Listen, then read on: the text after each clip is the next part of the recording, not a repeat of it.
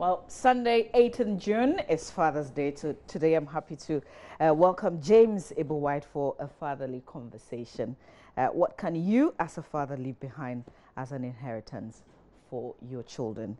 We're talking a father's legacy with Uncle Ebo Whyte right here in the studio. And we stole something from his website. Good morning, Uncle Ebo. It's just right behind you. It says, hi. I'm Uncle Ebo Whyte. Can we talk? So sure we can talk on the show this morning with you. I'm grateful that you could make time to be here. Thanks for having me, and good morning. Yeah, good morning. It's always good to see you. Same feeling. You know you are one of my favorite people. I know, All and right. I love that. I don't want to lose that spot. No, but I thought I'll ask, like a very first question of what makes a good father? What makes a good father? A good son makes a good father, because that's where it begins from.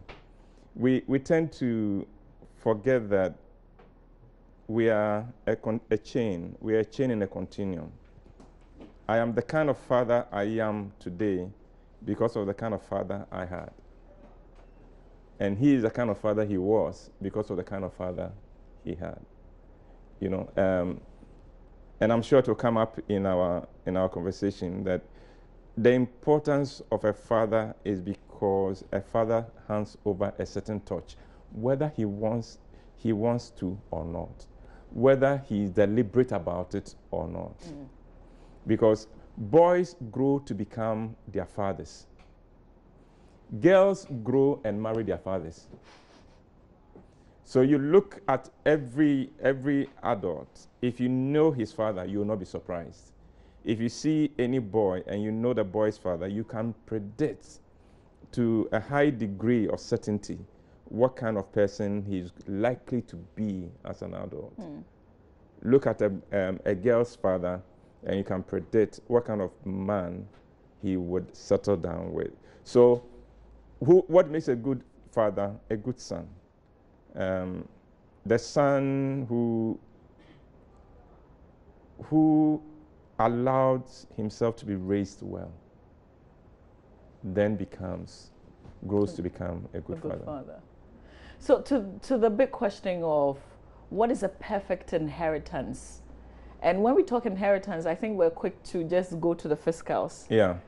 We tried to test the waters this morning, and people are talking education, people are talking humility, and things like that. But when we look at inheritance that a father can leave, what should we be thinking about?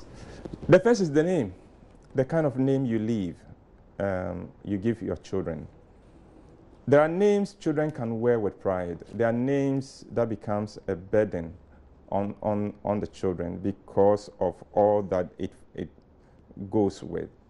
And in that respect, what the Bible says that a good name is better than riches is very true. So you're going to hand over your name. You're going to pass on your name to your children. Make sure that that name becomes a blessing and a door opener instead of a stumbling block and a curse. So that's the first thing that I can leave my children, my name. If they go anywhere and they drop the name, I want doors to open. I want people to make them to come and tell them what effect, what impact your father has made on his generation. So that's the first. The second is the environment for the children to become all they can be.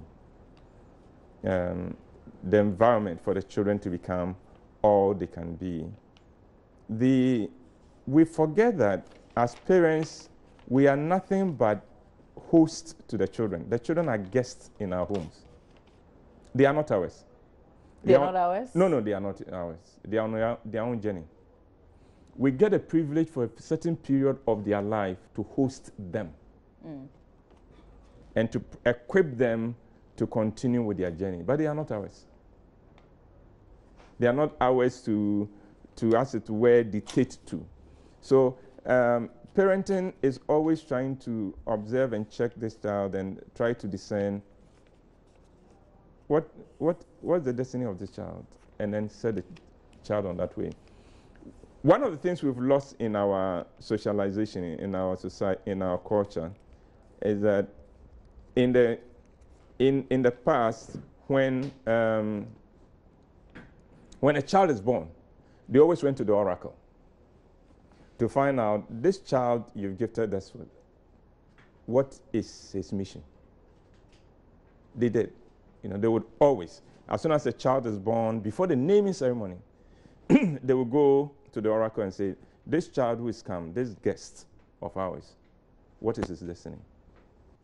And then once the oracle says his destiny is this, then everybody in the society understands our job is to help him on that journey to become that which he's been destined to be. So your name, the environment in which the children can become all they can become, and then a sense of their place in society. It's unfortunate that we meet too many people who are aimless and do not understand that they belong to a bigger society and there's a bigger picture and they are just a part of it. And in the home, through the interaction, through teaching your children to share, teaching the older ones to look out for the younger ones and things like that, what you're doing is you're preparing them to take their place in the bigger society, because then they understand that it's not about me. I'm not the center of the universe. When you raise your children to think they are the center of the universe, don't forget they will leave your home, the confines of your home, where the rules you've taught them will not apply. And life can be ruthless in whipping people into line. And you don't want your children to go out there ill-equipped to face that, because life will beat them in place. So prepare them for their place in the bigger society. Are these like the three most important things, you think? I think those are. The Roland earlier was thinking education will probably... The education will fit into preparing him to be all that he can be, the environment, creating environment. Because then otherwise, when you talk about education, you're going to look at the narrow intellectual side of it. I'm of the age where I know professors who are failures in life, because all they have is their PhD. Their social life in shambles. Their spiritual life in shambles. Their relationships, totally. They have not been equipped to be the best they can be.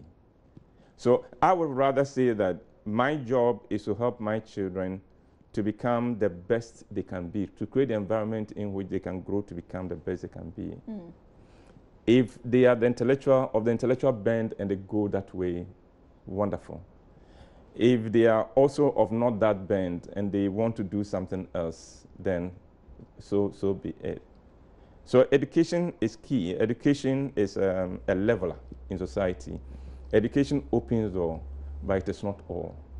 I have seen in Ghana, we like people with titles. Yeah.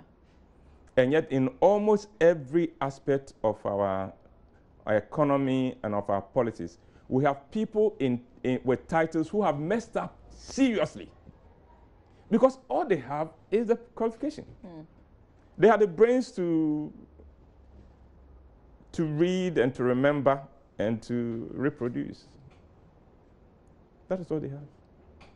I've seen fathers who run around a lot. In fact, the excuse always, when children even complain that they don't have time, is to say that I'm doing this because of you. Yeah. So I'm trying to save a lot of money. I'm trying to put up properties because of you. Should we be doing, that's not a bad excuse, is it? It is a very poor excuse, a miserable excuse. Because, again, I have the benefit of looking at some of the principles by which we've lived our lives and see over the period the effect of those principles. And one of it is this. Parents say, because of the children, I'm killing myself. And because of that, I don't come home early. I don't have time because I want to give them a future. Mm-hmm. So put up a house and things like that. Well, I have at least 5 friends who put up 5-bedroom homes. The children have all gone abroad. None of them wants to come back home. In 2 cases where they came back, they went and bought their own houses. Here is father and mother in their 60s. Living in a 5-bedroom. In a 5-bedroom house, and now the house has become haunted. See, because if you live in that kind of big house, every now and then you hear a door slam shut. Meanwhile, you know you're the only one in the house. And you wonder, oh, who's there? Who's there? No one is there. Your house has become haunted. No. The children need us for something else.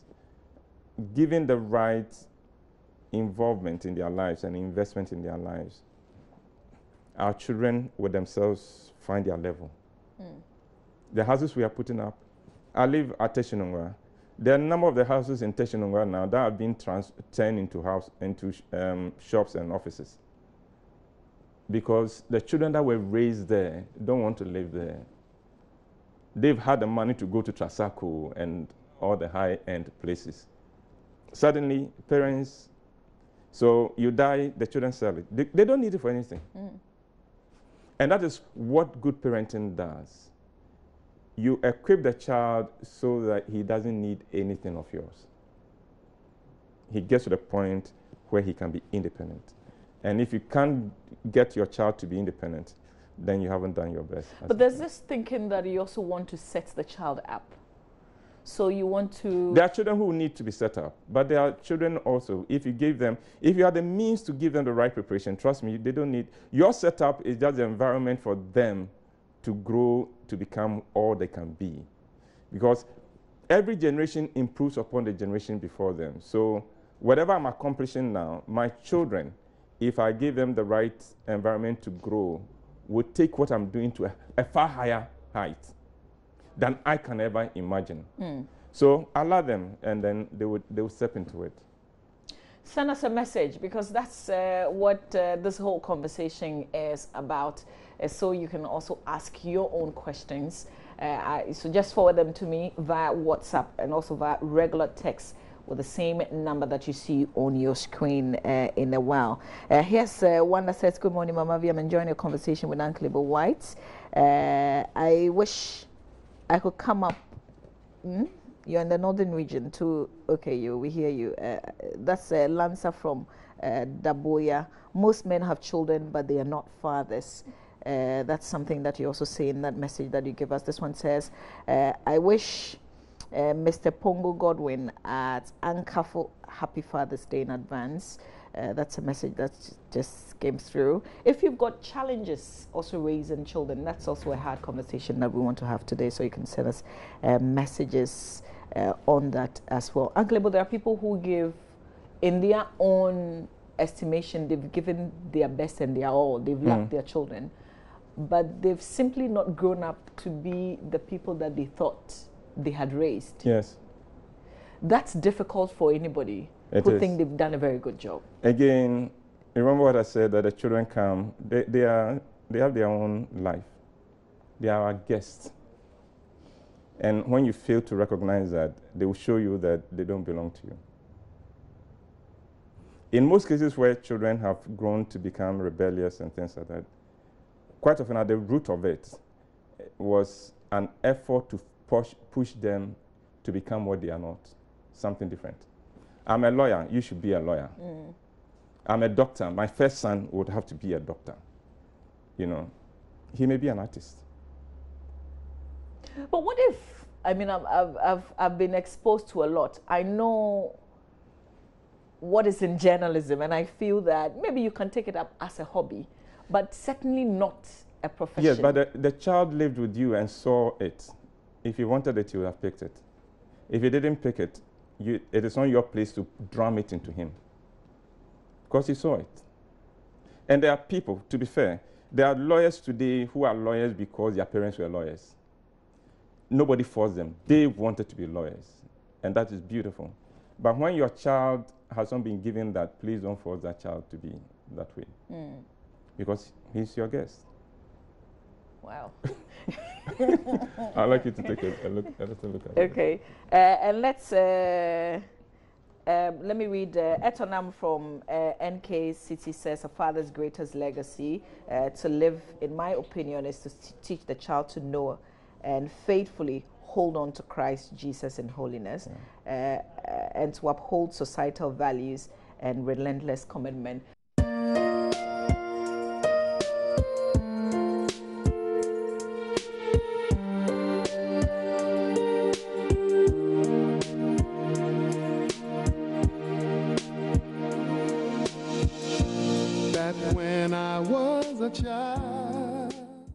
It's a special conversation with Uncle Ebo Whyte on a father's legacy right here on the AM show. And I would love for you to send your questions and your comments via WhatsApp and also regular text right here on the show.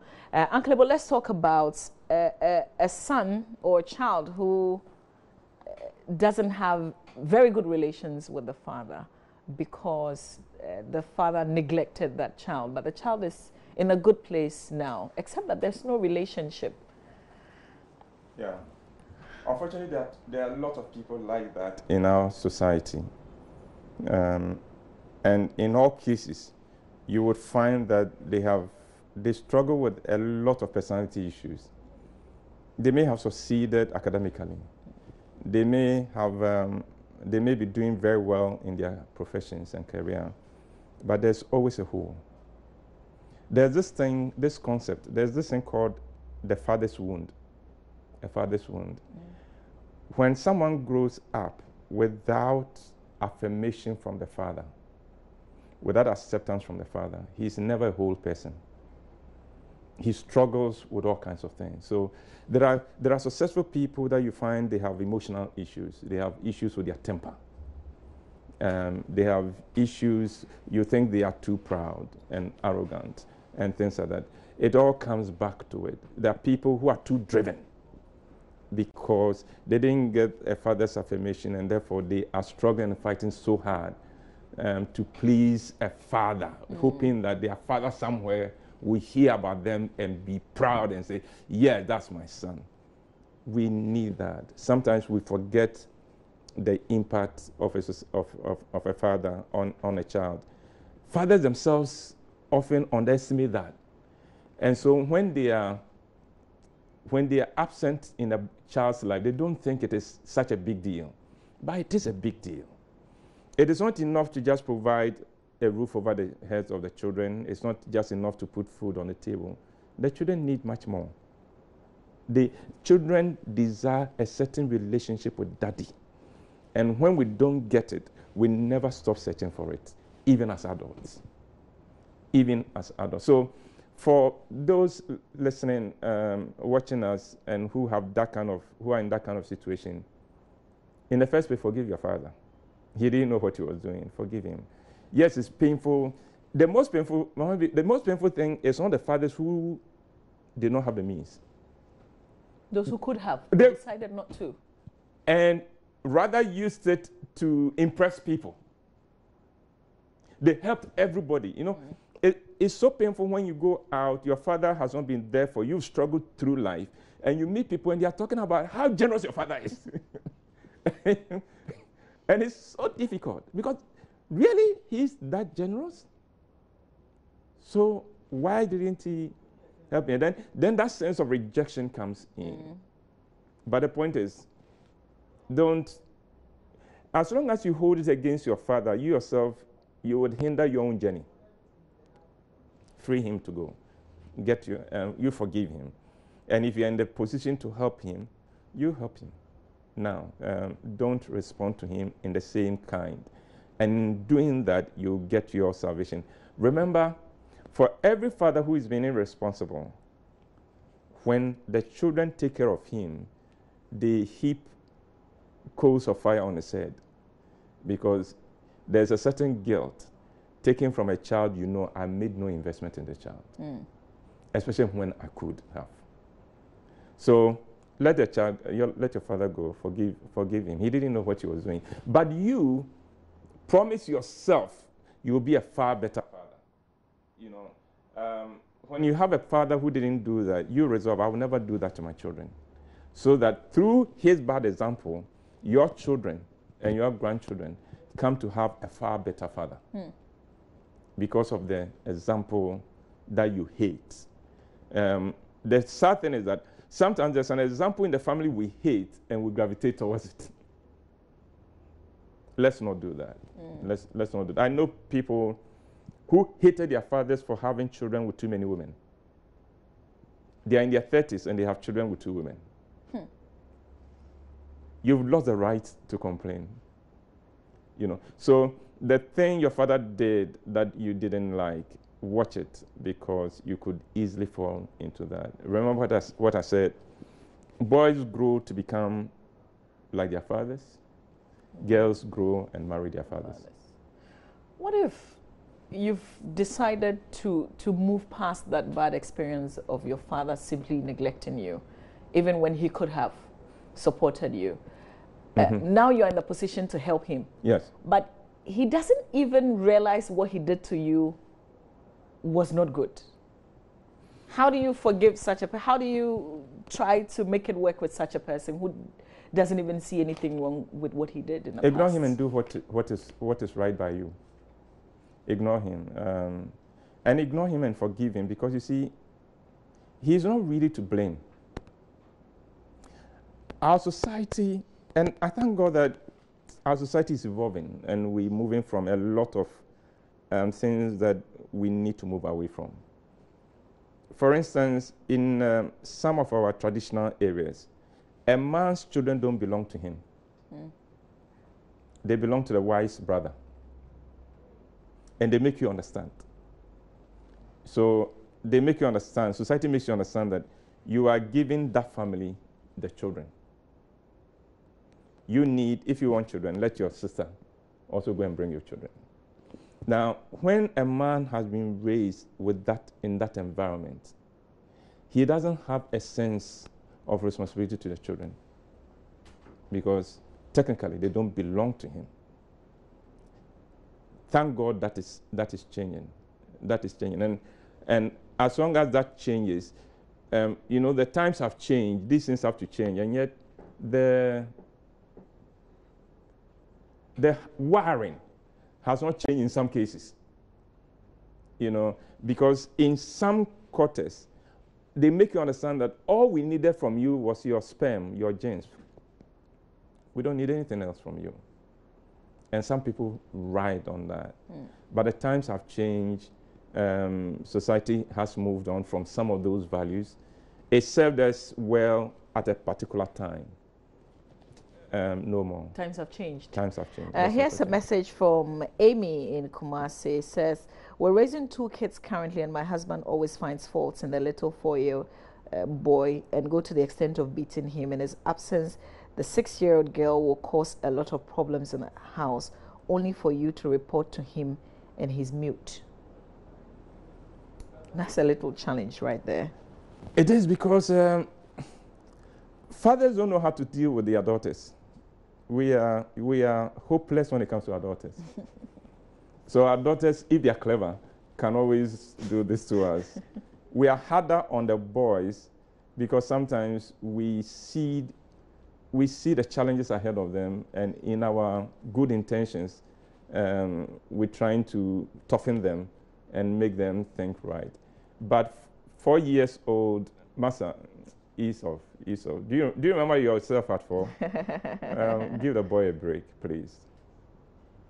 Here's one that says, Uncle Ebo, I suffered a father's rejection and I'm living a good life now. I think God has been merciful to you, that you have. It's possible that along the way, somebody else who was not your father stepped in and helped you out. So thank God for that. And I thank God for your life, that you've moved on. Here's one from Jacob in Tamale. Jacob says, I have a problem with my father because he's using Susaya idea to control me rather than trusting in God. Help me pray to change him. I don't know what this is.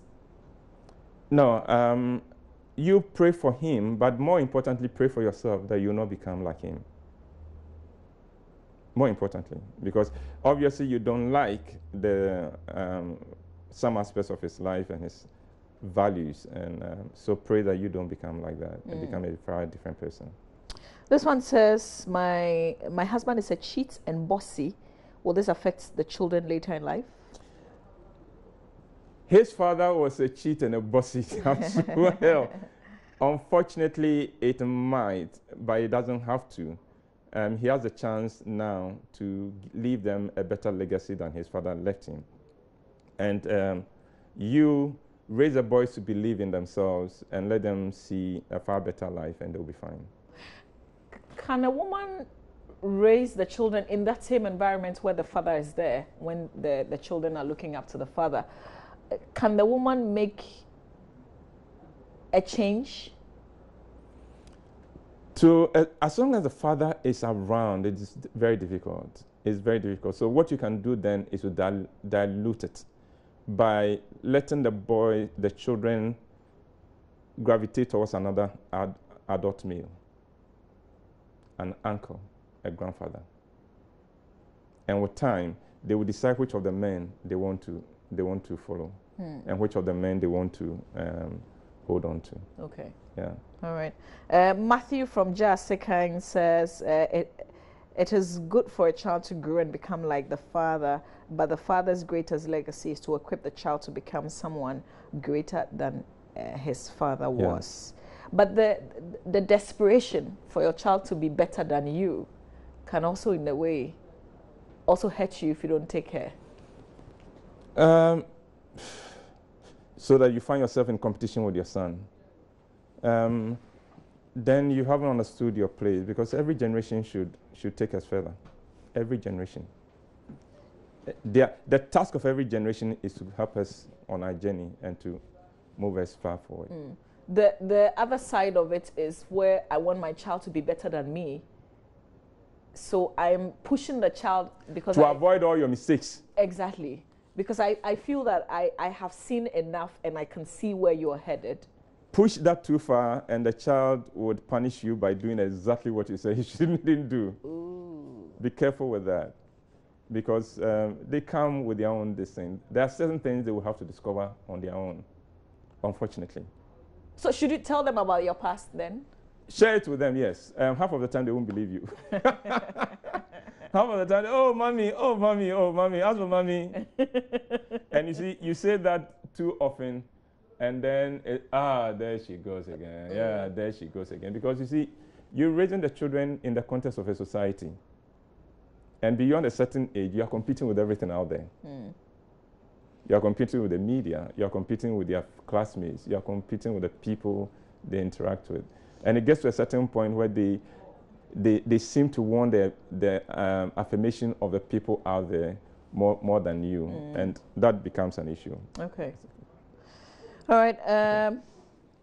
We'll take some more messages. Maybe I can read some more messages. Just stay with us. I'll come back with your messages right here on the show.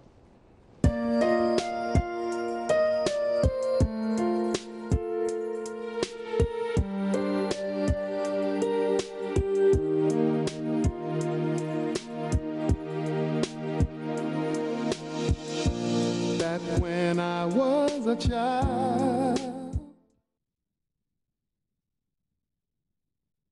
Messages that you're sending in. We're going to go on Facebook as well, because we've put a post up on Facebook, and lots of you are sending your comments with that Facebook post as well. So we're going to retrieve some of the messages that you send. And later on, Maxwell Agbagba is sitting down with some young fathers, but who also work in an environment that for those of us who are outside, who are not in, we think it's a very good, difficult environment to work in, and that's the bank. So he's sitting down with some bankers this morning with a fatherly conversation, some of the excitement moment, what they missed that they wish they were not missing, all of that right here on the show. Okay, so let's read some message. Joe from Wa says, kindly ask. Oh, okay, no, I'm not sure this is. exactly for this conversation. This one says, a Father's Day, a happy Father's Day in advance. This one says, I'm royal servant. I love watching the AM show. Well, we thank you. Thank you very much for watching our show every day and for the kind words that you share with us. Here's one that says, I'm 27 years old now and don't know my real father. Is it right to look for him? Because I'm living with the father I'm living with now doesn't really like me. So you're 27 and you're wondering if you should be looking for your father. Stay with us. We've got a lot more answers to share with you. It's a special Father's Day legacy conversation.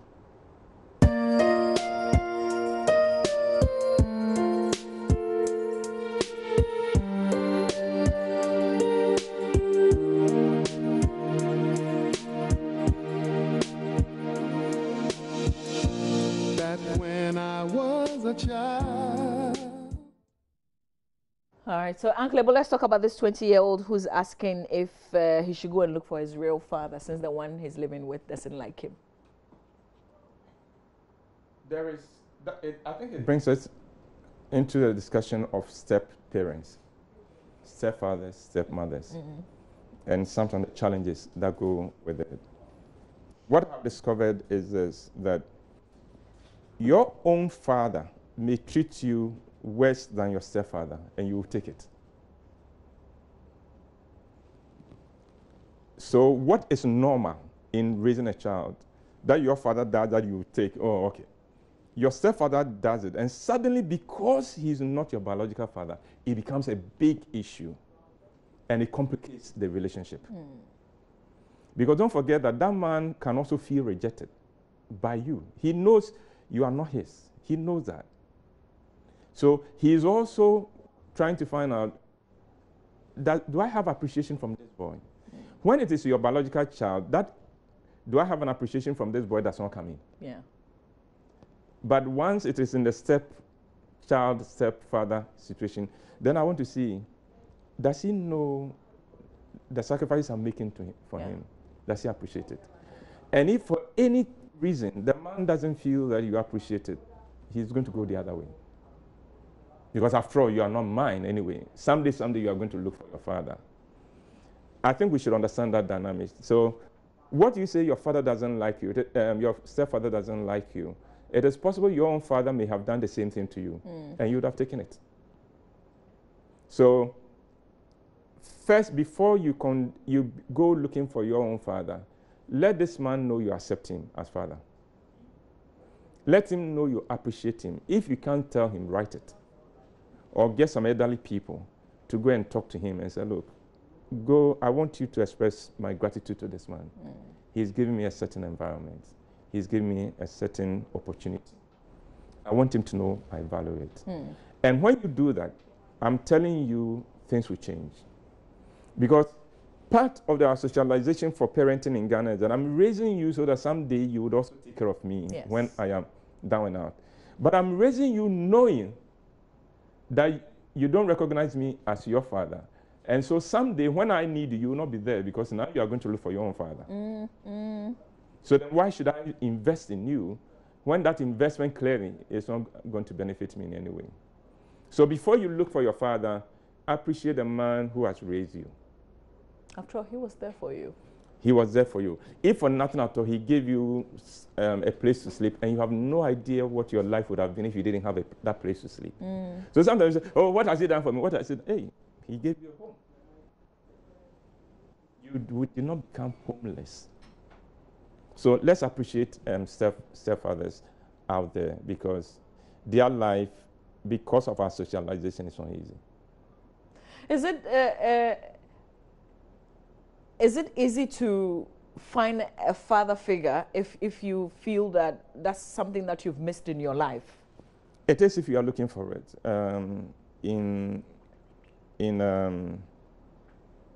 Especially if you get involved in society, you would then find people older, mature, who you can then adapt. So, for instance, if you are in church, there are people in the church that you could decide that this person I'm going to adopt.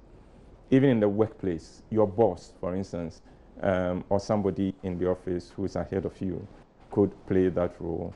your family, the extended family, let's not throw that away. An uncle, an older, or an auntie's husband, a cousin's husband, any of these could also play that role. And then read a lot, because in reading we adapt parents as well. Somebody's views and values helps you to grow as well. Is Damaged Goods, which is your latest play, is there like a scene that speaks to fathers? I know you always, and I'm not sure that this play just, you scheduled this play at this time just for the sake of it. I'm sure it's linked to something. The core of Damaged Goods is this. A man, after 17 years, discovers that none of his 3 children are his. And this also discovers that none of the 3 children has the same father. Is that worse? Yes, it is. It means that. So what are we dealing with here? So that's Damaged Goods. I wouldn't go beyond that. Okay. There is a reason why that is the case, and let's all come and discover.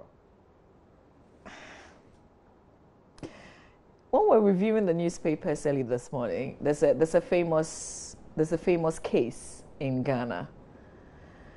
And the question that Roland asked me was, because it happens in this case that all the 3 kids are not. Yes. Yes. Yeah.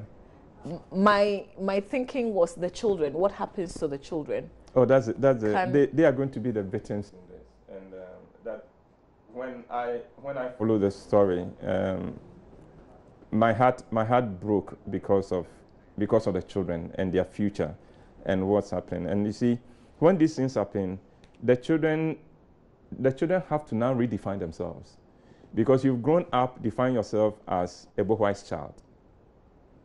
Then at 16, you discover you're not Ebo Whyte's child. So who am I now? Am I now going to build a relationship with that other man? What is going to be my relationship with that person? That is, even if that person is a bachelor. For all you know, he is married and has not told his wife he has children elsewhere. So then what happens? So yes, the children, my heart goes to the children. I haven't followed the details of it, so I do not know about what provision was made for the children. But right from yesterday, the judgment came out. I heard about it yesterday, and right from yesterday, I've been thinking about it, and my concern is for the children. I'm also happy that the man in concern has been able to move on, because it's a very devastating thing. You know, for us men, the things that define us as men, rightly or wrongly, are very, very things that a woman will find silly.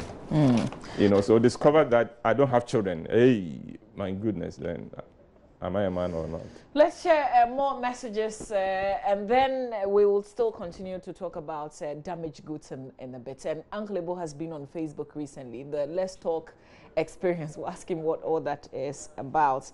This one says, how can you be better than your father who has achieved almost everything in life? And I'm going to box up a few of those messages together. This one says, a good way of handling the guy who wants to go and look for his father at 27. This one says, good morning. I'm Abdul Baki from War West. I'm a teacher of 26 and not yet married, but what I wish to leave as a legacy for my offspring is prayers. And we're not asking you to call the number. Please don't call the number. You just disrupt the reading of the message. What I wish to leave as a legacy for my offspring is prayers and hard work. When Alice blessed me with a wife. Okay, we wish you all the best in this regard. This one, Emanuela Mensa, sending this message, says, I have a friend whose parents are not together anymore, but his siblings are all grown. The man is the type who has made it in life, but the woman hasn't. So he looks down on his wife. Will that affect the kids in any way? Also, my friend is trying to work hard and make it by himself, even though he has made up his mind not to be like his dad. Will that have a negative effect on him and his siblings? That's from Emanuela Anklebo. Yes and no. Yes, if he doesn't do anything about it. No, if he's aware and conscious of it, then it helps you. For instance, my father was alcoholic. I don't touch alcohol. But I don't touch alcohol because of him. Because I saw what alcohol did to a fantastic man. And I've decided I'm not even going to try at the social level and so this is just a social drink. Occasional. No, I'm not going to try it. Because you see, when you start, you never know what your own limit is and what will tip you across over the edge.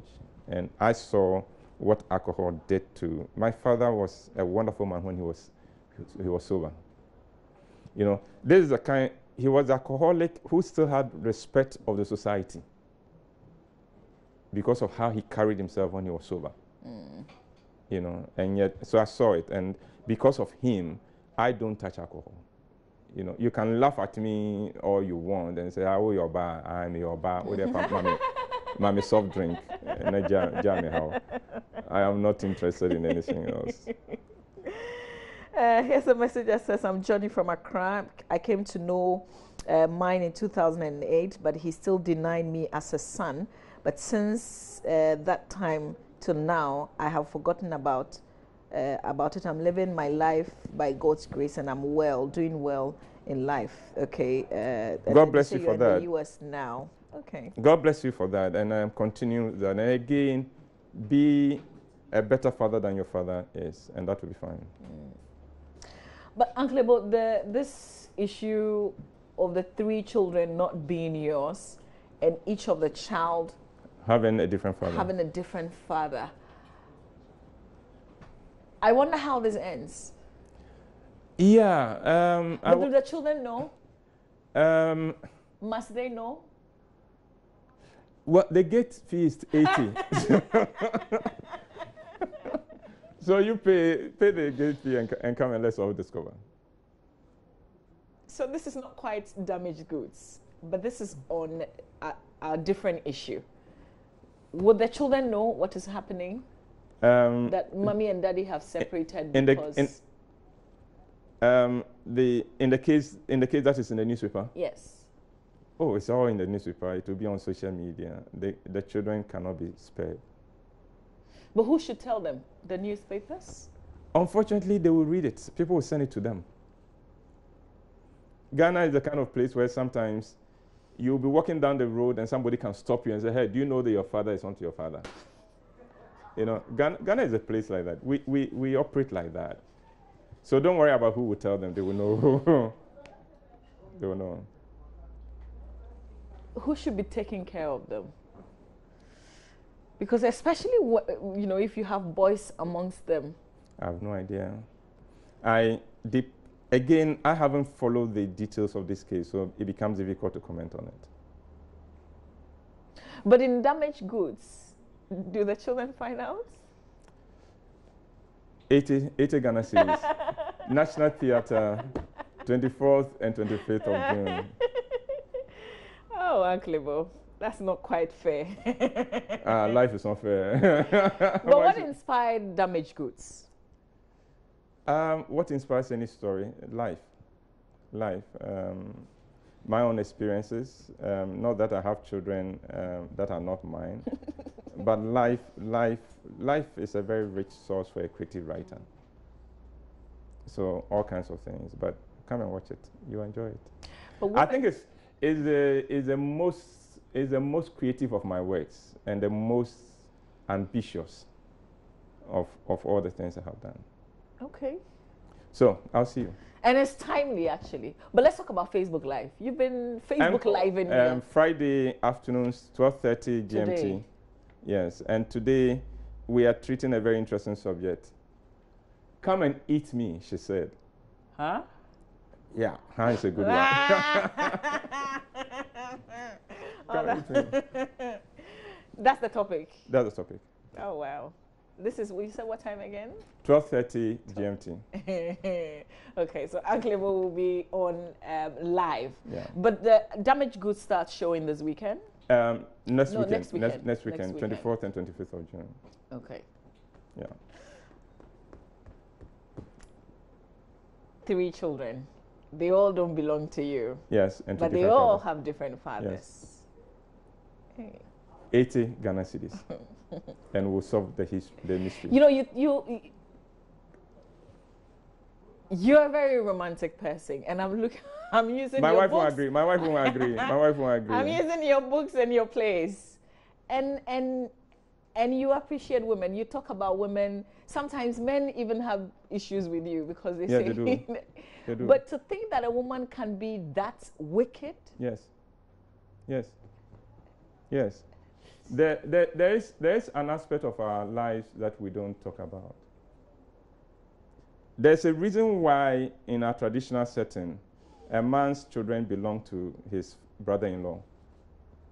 But let's make that one a topic for another conversation. We'll meet you at 12:30 today. All right, I'll be there. But National Theatre, because I want to know how this unfolds. Okay. All right then. Can a marriage survive though after this? Yes, it can. Absolutely. Oh, yes, it can. Wow. There is hope. It can. You have to work on me then. Okay. Uncle Ebo, thank you so much for spending this day with us. And thank you for having me. We wish you well. We'll definitely come and see the play. And Okay. I know that lots of you asked a lot more questions. Why don't you join Uncle Ebo live on Facebook today at 12:30, and then you can have a one-on-one conversation with him on Facebook. But we appreciate all the messages that you've sent. Perhaps I can just wrap up with this one that says, Uncle Ebo, you're an inspiration to me, and I'm wishing you a happy Father's Day. I think on Father's Day, it is men such as yourself that we celebrate and that we appreciate really, because you make all the difference. On Father's Day, celebrate every father, not men who are standing out, because even those who haven't accomplished something need to be celebrated. Those who neglect us? When they neglect us, somebody stood in. Celebrate that one. Thank you, Uncle Ebo. You're welcome. Stay with us. We have a YEA conversation. Are there ghost names or not? Well, they say not ghost names. If you're one of the affected persons, because we get lots of messages on this show every day about people complaining that they have not been paid. Well, they've given a 1-month period within which you can step forward with the appropriate documents and say, I am appropriately employed. I have not been paid. If you still have questions on that, stay with us. It's a long conversation right here on the show. Remember, In Between the Minority also had a press briefing yesterday on the same issue. So all that will be discussed right here on the show. Please do stay.